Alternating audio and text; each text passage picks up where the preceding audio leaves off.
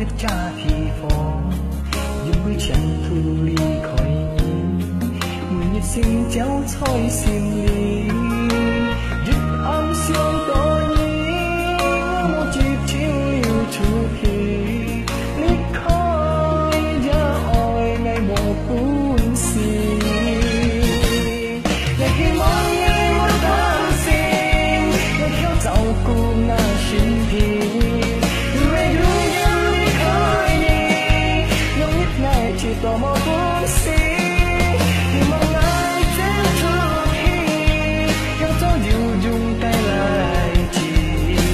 ngày chọn đôi ngày chỉ ngày một khó nên ôi ly khỏi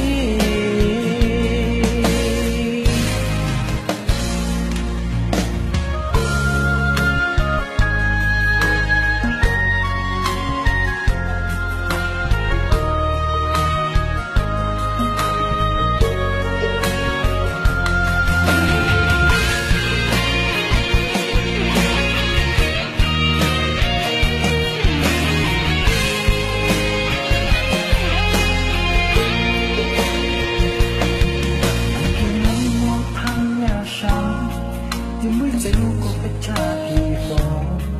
nhưng mới chẳng thu ly khỏi nhé mùi nhiệt sinh dẻo xoay sinh ly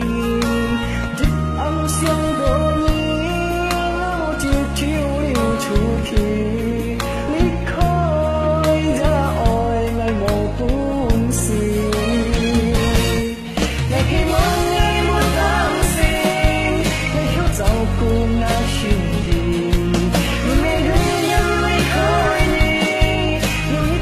chỉ tò mò